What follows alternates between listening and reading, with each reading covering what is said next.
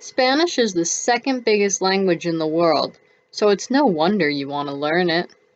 Not only is it spoken by 460 million native speakers, but it's also a level 1 language, meaning it's one of the easier languages for English speakers to master. The Spanish in this video will focus more on Latin American Spanish pronunciation, but we will also cover grammar from Spain too. Let's check it out. Spanish is an SVO language with two genders.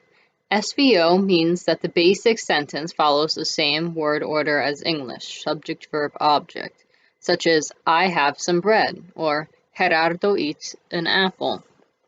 Two genders in this case means that all nouns, people, places, objects, ideas, and adjectives describing words have a gender, male or female. For the most part, words that end in O are male, E could be either male or female, and A is most likely female. Notice the word inteligente in the middle, which is either male or female depending on the context. The diminutive is pretty common in Spanish, and it's used to make words cuter or more polite.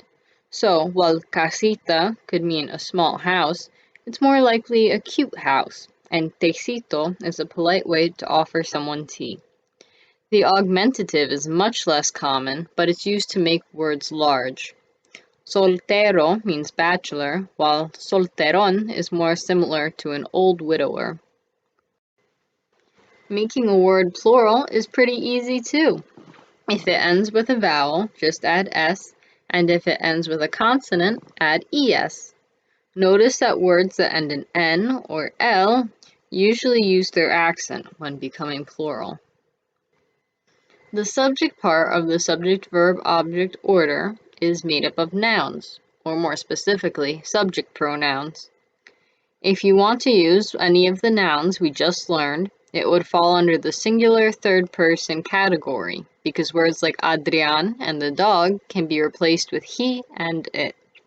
However, if you want to say the dogs, or Adrián and his dog, this would fall under the third-person plural category, because it can be replaced with words like they. Vosotros and vosotras are mostly used in Spain. In Latin America, you could just say ustedes instead.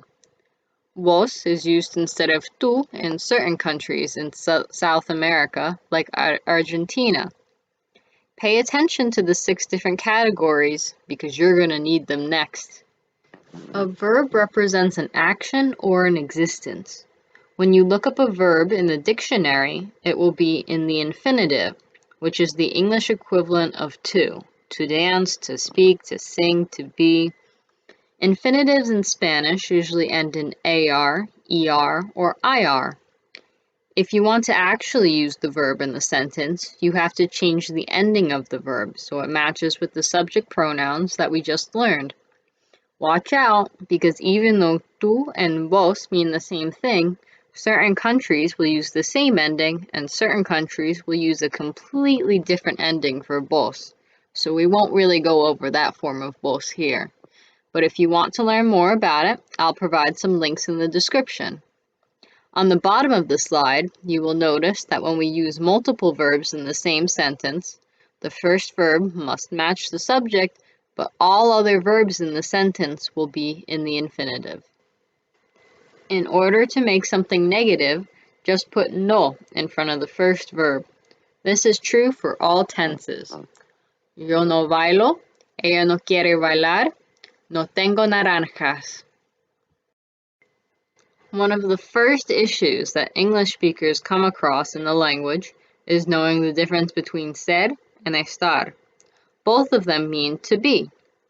The most basic way to look at ser is for more permanent qualities, and estar is for more temporary ones.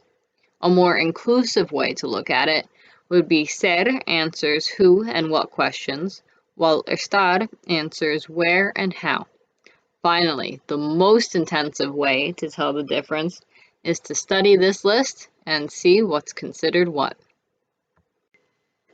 Maybe most of you know me gusta from the memes, but the verb is actually a lot more complex than that. As you can see from the first 3 examples, you must use gusta with a singular noun or an infinitive, and gustan with an N is used for plural nouns. The subject is one of those pronouns in the top right corner, but if you want to specify the person for le or les, you would have to say a. So, a Paris le gusta, or a los pianistas les gusta. Connector words like and, but, and or are pretty simple in Spanish. For and, you will use y, unless the word starts with an I, and then you'll use e. For or, you will use o, unless a word starts with o, and then you will use u. There are 3 different ways to make questions in Spanish. First, you can take a normal statement and add question marks around it, and make sure to say it in a rising intonation. ¿Tú quieres bailar? ¿Tú quieres bailar? Next, you could switch the subject and the verb. If the subject is tú, vos, or vosotros, drop the subject. ¿Usted quiere café? ¿Quiere usted café? ¿Tú quieres café? ¿Quieres café? Finally, you could take a normal sentence and add a tag question, like no or verdad to the end. ¿Tú quieres bailar? ¿Tú quieres bailar? No? When creating complex questions, you can use the question word plus method to from the previous slide. Notice in the second sentence that tú drops in the questions. ¿Qué quieres hacer mañana? The words a, some, and the all change forms depending on the number and gender of the noun that goes after it. Notice that the words in the box on the right are female, but they are exceptions, so they use the word el. These words are pretty much used in the same way as English, except for professions, where you would say soy médico, I'm doctor, instead of soy un médico, I am a doctor. The difference between my and mine is a little less clear in Spanish. In the first example down below, you can form my by taking one of the words from the table on the left and putting it before the noun. In the second example, you can see that another way to form my is by taking one of the words from the table on the right, dropping el, la, los, or las, and putting it after the noun. Finally, in order to say mine, you can use words directly from the table on the right.